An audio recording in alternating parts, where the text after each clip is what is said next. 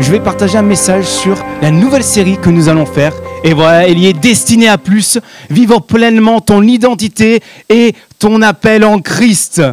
Yes, ça c'est la mentalité et l'état d'esprit qu'on va avoir ce matin. Car ça, voyez-vous mes amis, c'est une thématique qui est souvent prêchée, mais qui moi personnellement me rend heureux parce que c'est quelque chose qui est tellement important, qui est tellement vital pour notre vie. Savoir qui nous sommes et ce à quoi Dieu nous a appelés. Car combien d'entre vous savent que quand on navigue un peu dans cette vie, sans but, sans orientation, et qu'on ne sait pas où on va, il peut y avoir de la frustration, il peut y avoir de la colère, il peut y avoir de l'impatience, et surtout de l'incompréhension. Que ce soit vis-à-vis du Seigneur, vis-à-vis peut-être de nous-mêmes, ou vis-à-vis des autres, parce qu'on les voit avancer, et pas nous. Et ma prière ce matin, et mon espérance même, c'est que nous puissions faire un pas de plus, tous ensemble, vers l'exploration du chemin que le Seigneur a pour nous et qu'on puisse s'aligner avec sa volonté dans ma vie et vos vies et ta vie. Amen. Donc Seigneur, bénis ce moment. Merci Seigneur que vraiment ton Saint-Esprit est là, que tu puisses ouvrir les cœurs et surtout Seigneur Jésus, que tu puisses nous parler puissamment. Amen. Et donc mes amis, je voudrais commencer ce message avec une phrase très simple, qui est une phrase un peu centrale, mais qui est très importante, qui est que Dieu t'a façonné pour une vie pleine de sens et de valeur. Alors je vais le répéter, Dieu t'a façonné à toi pour une vie qui est pleine de sens et qui a de la valeur. Amen. Parce que chaque personne a été créée à l'image de Dieu, avec une destinée et un plan particulier pour sa vie. Et quand tu le découvriras ou le redécouvriras, il y a beaucoup de choses qui non seulement feront sens, mais en plus tu pourras vivre cette vie pleine de sens et de valeur. Et moi je crois que c'est vraiment un but du Seigneur que nous puissions vivre en alignement avec les plans et bien sûr l'identité qu'il a prévue pour nous. Donc dans un premier temps, on va étudier des passages qui vont démontrer ces vérités. Et ensuite on va voir comment est-ce qu'on les met en pratique. Parce que la théorie c'est bien, mais la pratique c'est encore mieux. Tout le monde est prêt ? Super. Alors maintenant, nous allons lire un passage qui se trouve dans Jérémie 1,5. « Avant de te former dans le ventre de ta mère, je te connaissais. Et avant que tu naisses, je t'avais consacré, je t'avais désigné prophète pour les nations. » Et dans la suite du passage, on voit que l'Éternel continue de parler à Jérémie. Et il y a une sorte de dialogue entre Jérémie et Dieu. Et moi, j'aimerais juste qu'on s'arrête 2 petites minutes sur ce verset. Parce que le verbe en hébreu ici de connaître, alors parfois c'est une connaissance intime, mais dans ce sens-là et dans certains contextes, notamment dans Genèse ou dans Amos, c'est aussi un verbe qui est utilisé pour parler du fait que Dieu il a établi ou il a choisi de cette connaissance-là. Et dans ce contexte, il avait choisi Jérémie bien avant sa naissance. Bien avant la réponse qu'il a donnée à Dieu d'accepter de le suivre. C'est en fait bien antérieur à tout ça. Et moi, je crois que si ça a été le cas pour Jérémie, c'est le cas pour toi aussi. Que avant ta réponse à l'appel de Dieu, avant même ta naissance, Dieu, il t'a choisi. Parce que Dieu, il t'aime. Et parce que Dieu, il t'aime, il a prévu un plan pour toi, une destinée pour toi qui est unique. Et ça, on le voit dans Jérémie. Et ce qu'on voit dans les versets suivants, c'est que Jérémie dit « Ah, Seigneur, je suis trop jeune, c'était compliqué. » Et en fait, parce qu'il faut savoir que Jérémie, il avait 18 ans ou 20 ans. Levez la main ceux qui ont entre 18 ans et 20 ans ce matin. Je vois certaines mains qui se lèvent. Je n'ai pas dit mentalement, hein, j'ai dit votre âge sur la carte d'identité. Après, s'il y en a qui ont menti, ce n'est pas grave, c'est entre vous et Dieu. Mais je ne sais pas, qu'est-ce que vous faisiez, vous, entre 18 ans et 20 ans. Moi, à mes 18 ans, et certains m'ont connu ici à mes 18 ans, si Dieu m'avait dit, tu seras appelé à être prophète aux nations, à prophétiser avec des rois et des monarques, ouais, chaud, compliqué. Hein. J'aurais un peu une même avance, ou alors, ouais, non.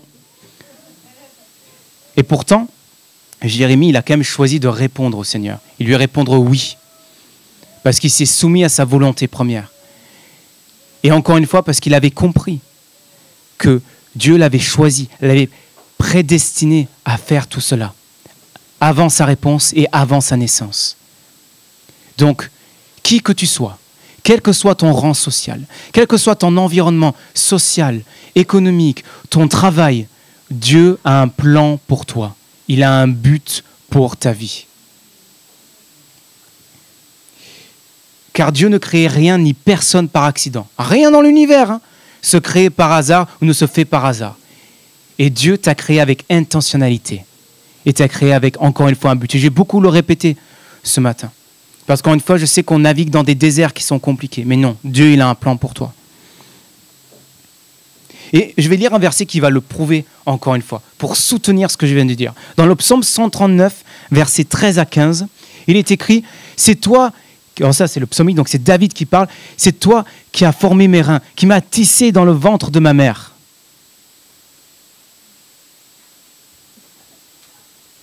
Merci Alan. « Je te loue de ce que je suis une créature si merveilleuse. Tes œuvres sont admirables et je le reconnais bien. » Et enfin, le dernier verset. « Mon corps n'était pas caché devant toi lorsque j'ai été fait dans le secret, tissé dans les profondeurs de la terre. » Qu'est-ce qu'on voit là ? Que David il dit, avant même que je naisse, que je puisse savoir marcher, que je puisse être là, tu m'as tissé dans le ventre de ma mère. Et je sais que certaines personnes ici, il y a un tissage déjà qui s'effectue. Et ça, c'est le cas de Dieu pour toi. Et quand ça parle de profondeur de la terre, ça fait souvent référence en fait au sein maternel. Car on est éloigné du regard des humains pour être en proximité avec sa mère. Et en fait, quand les yeux humains naturels ne te voient pas, Dieu, lui, te voyait. Quand les humains ne te voyaient pas avec leurs yeux naturels, Dieu, lui, te voyait. Car Dieu est un Dieu rempli d'amour. Et au-delà de cet amour, on le voit dans les versets suivants, on voit aussi que le psalmiste il parle du livre de la vie, auquel Dieu, justement, il nous écrit, il a écrit ton nom. Et Dieu, il a écrit ton nom dans le livre de la vie, même avant que tu naisses. Et j'insiste encore une fois là-dessus, parce que si on veut recevoir pleinement l'identité et le but de Dieu dans nos vies, il faut que nous ayons conscience que nous avons un Dieu qui nous aime, d'un amour qui est éternel, et que, quelles que soient nos actions, il veut qu'on revienne à la maison. Et que quand on est à la maison, il veut nous appeler de plus en plus à aller vers lui. Parce que Dieu t'a façonné pour une vie pleine de sens et de valeur. Et c'est pour ça que Dieu veut restaurer ton identité. Mais la question, c'est si il nous a connus avant notre naissance, c'est pour quel but ? C'est pour quel type de plan ? Et ça, on le voit dans Éphésiens 2:10. Ou qu'est-ce qui est marqué dans Éphésiens ? En réalité, c'est lui qui nous a fait. Nous avons été créés en Jésus-Christ, et c'est là qui est important, pour des œuvres bonnes, que Dieu a préparé d'avance afin que nous les pratiquions. Et mes amis, il est là. Le but de ta vie, il est là, c'est faire les bonnes œuvres que Dieu a préparées en avance pour toi. Il est là le but de ta vie. Ah, mais Josué, je ne sais pas quel est le plan pour moi. Je ne sais pas, qu'est-ce que je peux faire ? Ah, c'est compliqué, il y a comme un brouillard qui est là. Non. Dieu t'a préparé pour des bonnes œuvres, pour que tu puisses les réaliser avec lui, avec Dieu, par Dieu, pour sa gloire. Il est là, mes amis, le but pour ta vie. Et bien sûr, je ne peux pas te le dire personnellement. Je ne peux pas te dire que pour Anaïs, pour Fiona, quel est exactement le but de ta vie. Mais je sais que toi, tu peux le chercher auprès du Seigneur, car c'est lui qui va le révéler. Et on va parler encore une fois dans quelques instants. Mais avant tout cela, il est important que tu puisses comprendre ton identité en Christ. Et quand tu comprends ton identité en Christ, comme dit d'ailleurs Billy Johnson, ça débloque ta destinée. Ça débloque le plan de Dieu pour toi. Parce que quand tu comprends ton identité, ce que Dieu a mis en toi, les talents, tes dons, ta passion, tout devient plus clair. Et tu peux du coup avancer avec Dieu de manière plus sereine, car tu as connaissance de son plan pour toi et de ce qu'il dit pour toi. Parce que, comme Jérémie, on ne trouve pas notre destinée ou le plan de notre vie en les pourchassant. Mais on trouve le plan de notre vie, notre destinée en pourchassant Dieu. En d'autres termes, si tu trouves encore une fois ton identité en Dieu, que tu comprends qui tu es en lui, tu connaîtras ainsi les plans qu'il a prévus pour toi. Pas pour ta gloire, encore une fois, mais pour la gloire de Dieu.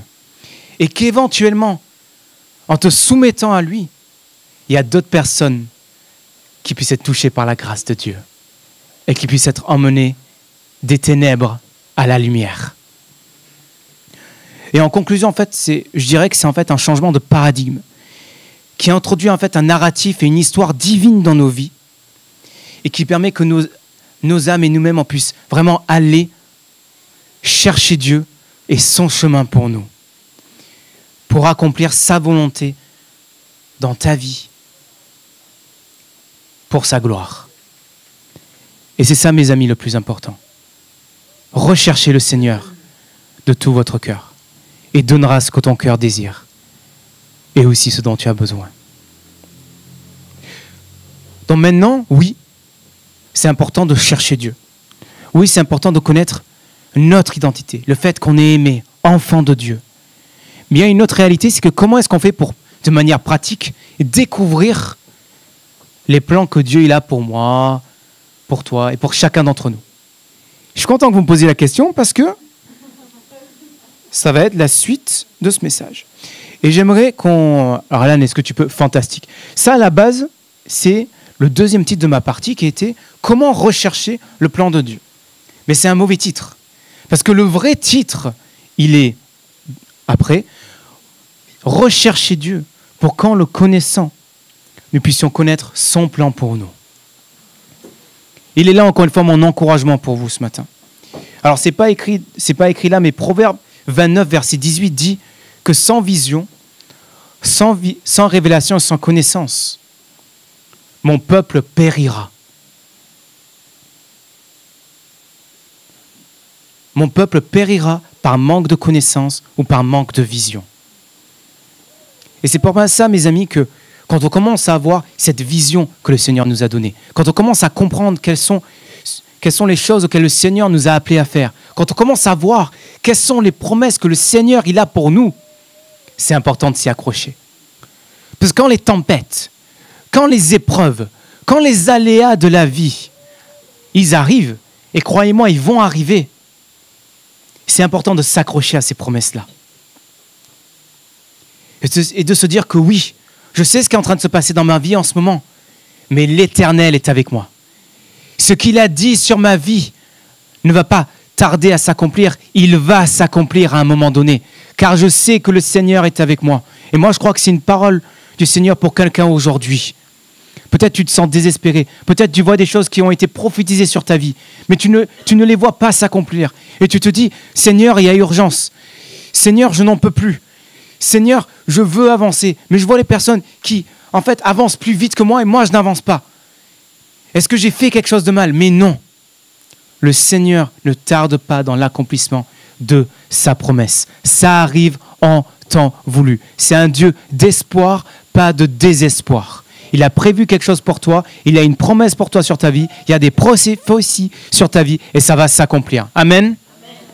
Amen. Et moi, je crois, mes amis, sincèrement, qu'on est victorieux.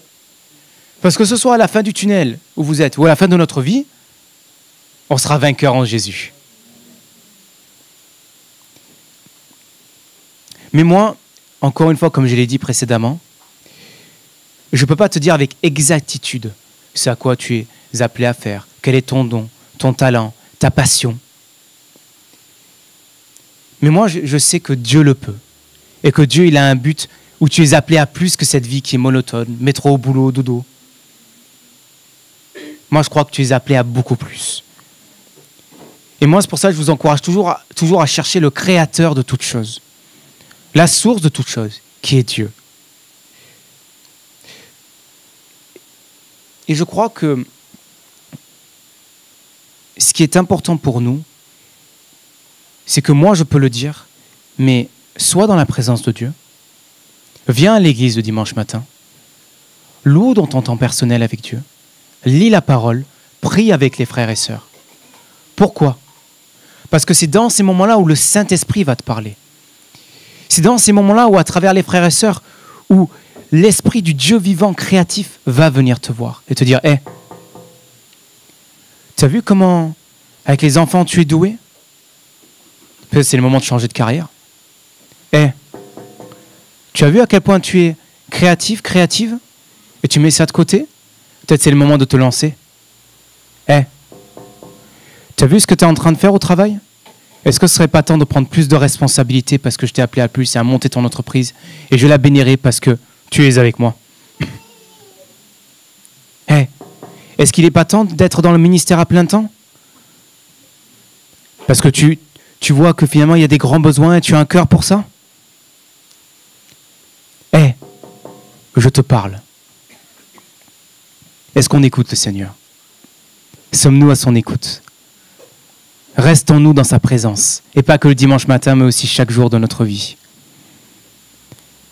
Parce que pour vous expliquer, pour vous dire une petite analogie qui moi m'a beaucoup aidé dans ma marche avec Jésus, est-ce que si on mange une fois par semaine, est-ce que vous seriez en bonne santé?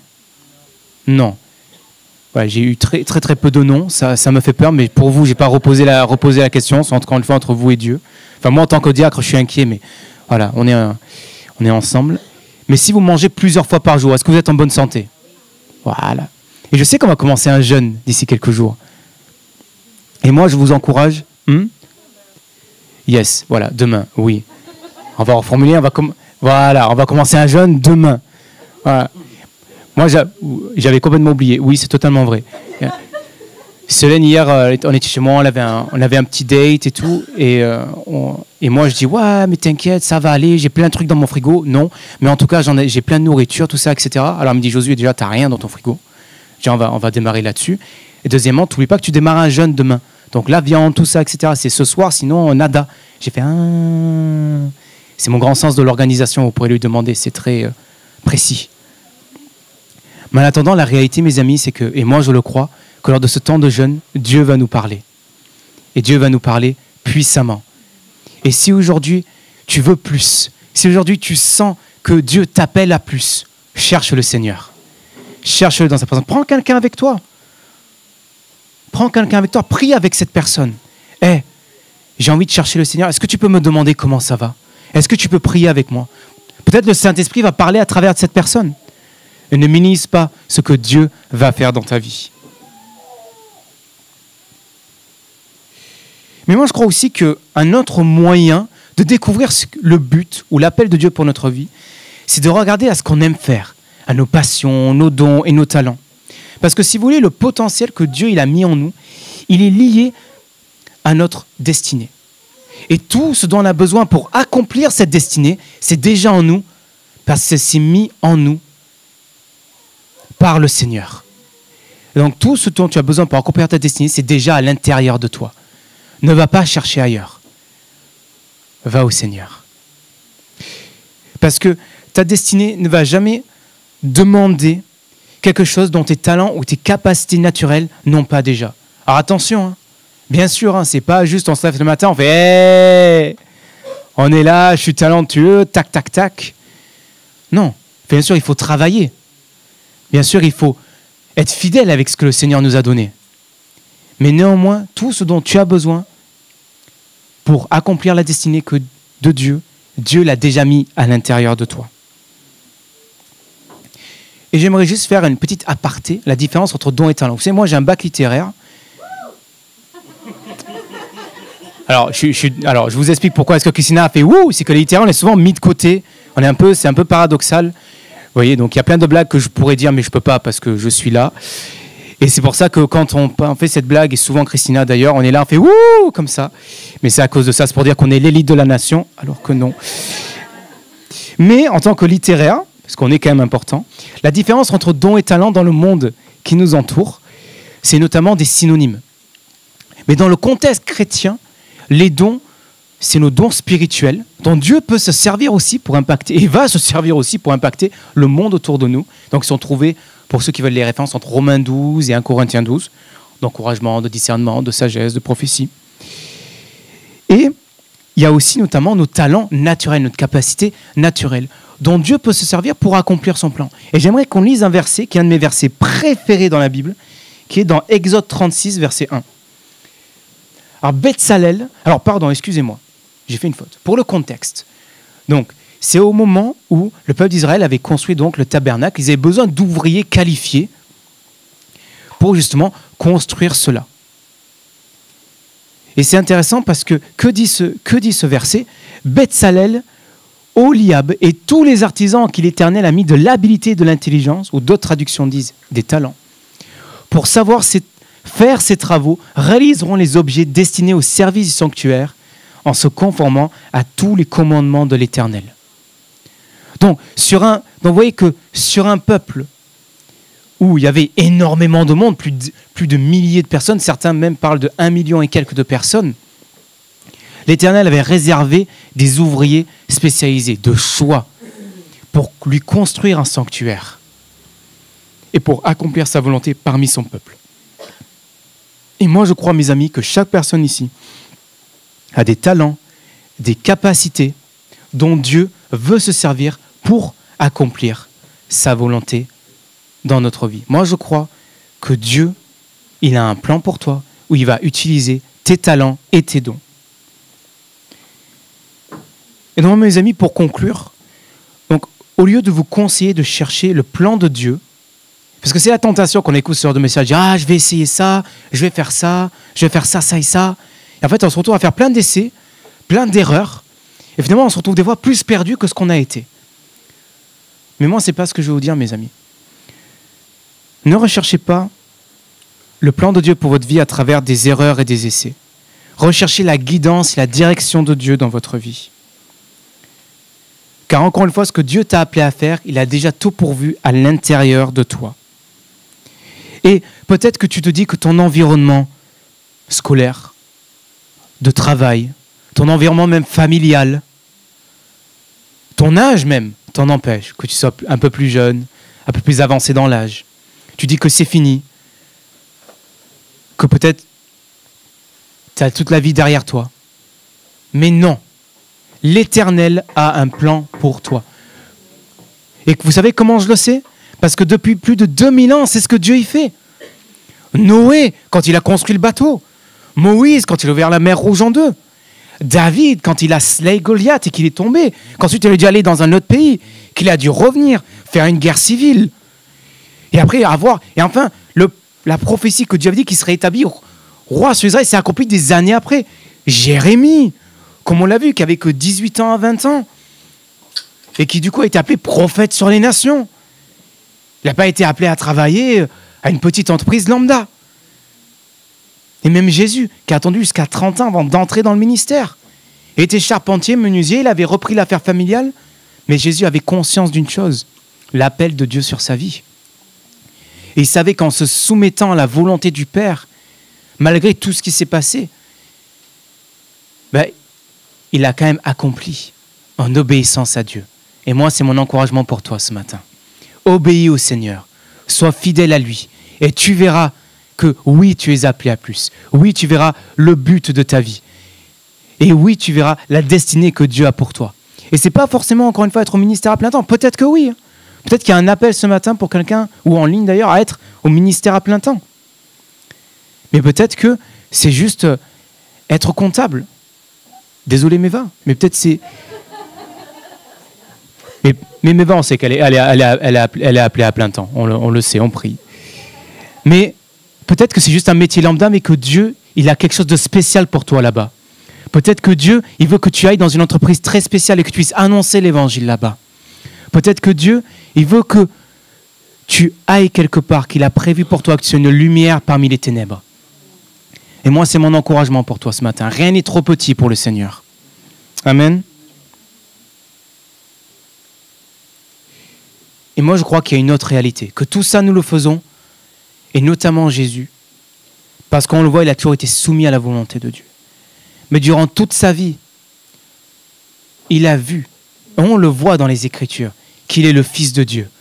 On voit qu'il a vécu cette vie qui était parfaite, cette vie qui était sans péché. Et pourtant, il est mort pour nous. Il est mort pour toi, pour moi. Il a pris le poids de tes fautes, de les miennes. Prouvant ainsi l'amour de Dieu. Et pourtant, 3 jours après, il a aussi prouvé la puissance de Dieu, car il est ressuscité. Et non seulement nous pouvons expérimenter le pardon des péchés, mais aussi la vie éternelle pour tous ceux qui croient en cela. Et ainsi nous avons la victoire sur le péché, le diable et la mort. Et amen et alléluia pour ça.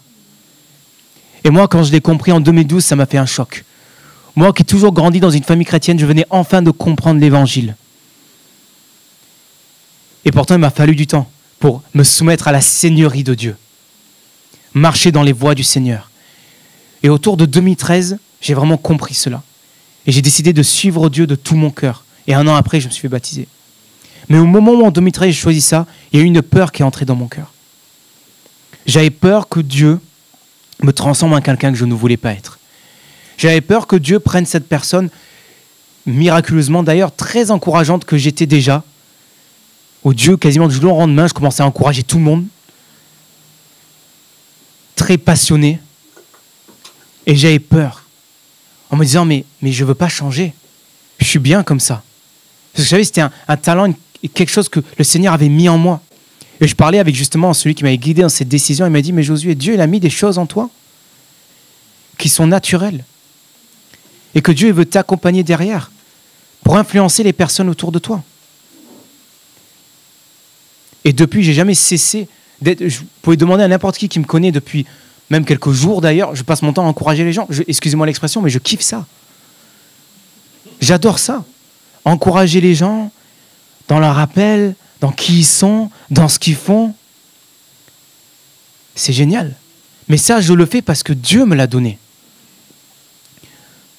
Moi, par exemple, quand je vois Cilia, qui, à son âge, a un grand don pour les enfants, a un vrai leadership, qui a une vraie vision. Moi, à son âge, je ne faisais même pas le quart de ce que je faisais.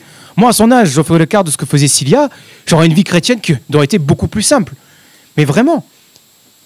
Et moi, je crois que Cilia est un exemple pour sa génération. D'une femme qui poursuit le Seigneur, d'une femme qui a des dons et qui les utilise. Et nous, on croit en toi et on est fiers de toi. Oui, on peut. Mais c'est qu'un exemple parmi tant d'autres personnes qui sont là dans cette église. Encourageons-nous les uns et les autres. Parce que des fois, peut-être que vous voyez certaines choses chez la personne qu'elle-même ne voit pas. Et qui sait si par une parole de vie que tu peux prononcer, Dieu ne va pas t'utiliser. Mes amis, encourageons-nous les uns et les autres, comme c'est écrit dans la parole. Parlons la vie les uns et les autres. Et on pourra en parler, parce que moi, ce dimanche, je mourrai aussi dimanche prochain. Et dimanche prochain, on va prendre une légère autre tournure, on va aller un peu plus profond. Vous ne voulez pas rater dimanche prochain, donc venez là, emmenez vos amis. Il n'y a pas de chaise, c'est pas grave. Emmenez-les. Parce que nous, on sait que Dieu va pourvoir. Et on sait que Dieu parle. Mais, encourageons-nous les uns et les autres.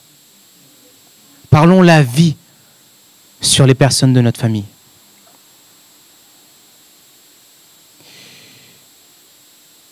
Et maintenant, mes amis, avant de conclure, j'aimerais vous encourager une dernière fois. Cherchons l'Éternel tous ensemble de tout notre cœur. Et il nous donnera ce que notre cœur désire. Et aussi ce qui est bon pour nous. Cette petite parenthèse, des fois on voit ce verset, on s'est dit, si je désire quelque chose, Dieu va me le donner. Non, le Seigneur te donne ce que ton cœur désire, mais aussi ce que ton cœur a vraiment besoin. Pas la Lamborghini. La voiture peut-être moins chère, sans doute, plus grande, mais qui va te permettre de bénir ta famille et ton prochain. Amen. Il était bien cet amen là, bien. Enfin, moi après, si vous bénissez avec une Lamborghini, qui je suis, tant mieux. Mais croyez-moi que la plupart des choses dont tu as besoin se trouvent dans tes dons, tes talents, tes aspirations, qui parfois sont cachés, peut-être même trop cachés. Et moi, je crois que le Seigneur, il veut ressusciter certaines choses ce matin. Donc, recherchons le Seigneur. Soyons fidèles dans la persévérance. Soyons fidèles à sa parole. et espérons dans son timing qui va s'accomplir. Et surtout, ce qui va s'accomplir dans ta vie, c'est ses promesses pour toi. Donc, en conclusion, qu'est-ce qu'on a vu? On a vu que toi et moi, nous avons été créés pour un plan et un but précis, bien avant notre réponse à l'appel de Dieu et bien avant notre naissance. Et tu découvriras que cela que quand tu chercheras l'Éternel et ton identité en lui. Et notamment, encore une fois, à travers sa parole, tes dons, tes talents, le temps avec les frères et sœurs et la présence de Dieu. Et le plan de Dieu s'accomplira dans ta vie en dépit de tes peurs, en dépit de ton environnement, en dépit de tout ce qu'il y a autour de toi, en dépit de tes circonstances, parce que Dieu est plus grand que tes peurs, que ton cœur ou que tes circonstances, il est plus grand que tout cela. Car c'est le Dieu redoutable, le Dieu de puissance, El Shaddai, le Dieu des armées. Il est pour toi, il est avec toi et ne t'abandonne pas. Dieu t'a façonné pour une vie pleine de sens, qui a de la valeur pour un but précis. Amen. Amen. How much time do we have? Never mind. Okay. Donc mes amis, ce que je propose, c'est que on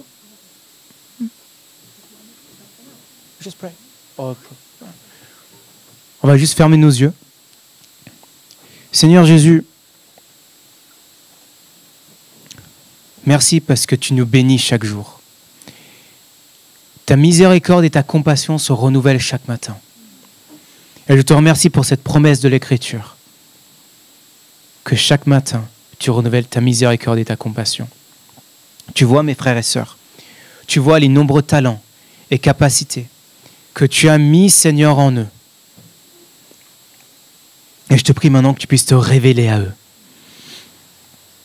Révéler leurs dons, leurs talents. Des choses peut-être qui étaient oubliées, Seigneur, mais que tu veux ramener à la vie pour ta gloire. Et je te prie vraiment pour cela. Et que personne ici ne dénigre les petits commencements, ne dénigre les petites choses, ne dénigre leur appel, Seigneur. Mais que nous puissions savoir en tant que peuple que tu es à la fois le Dieu de la vérité et à la fois le Dieu de la puissance. Que tout ce que tu as dit dans ta parole, tu vas l'accomplir.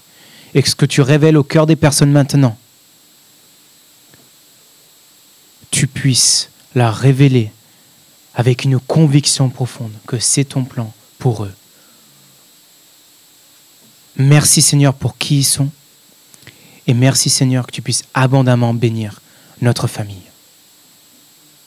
Oui Seigneur. Et je prie une dernière chose en ce moment. Que Saint-Esprit, tu puisses détruire toute racine d'incrédulité. Que tu puisses détruire toute racine qui manque de foi. Et que tu puisses détruire toute mauvaise parole d'un père ou d'une mère qui disait que tu n'es pas capable. De détruire toute mauvaise parole d'un père ou d'une mère qui disait que ce n'était pas le plan que tu as prévu pour eux, alors que c'était le cas. Je détruis toute racine d'amertume, de rejet, de non-pardon. Et si c'est le cas pour toi, que tu veux de l'aide pour pardonner, et vraiment que ce non-pardon t'empêche de rentrer dans ton appel, viens nous voir après. Et nous pourrons prier pour toi, pour que le Seigneur puisse te lancer dans ton appel. Et merci Seigneur que tu puisses à la place planter une racine non seulement de pardon, mais de joie. Et tu puisses surtout planter des fondations pour que nous puissions avancer avec toi, avec ce que tu nous as donné. Merci Seigneur pour qui tu es et merci Seigneur pour l'identité que tu nous donnes. Merci Seigneur parce que avant que les yeux humains nous voient, toi, tu nous voyais avec tes yeux d'amour. Amen. Amen mes amis.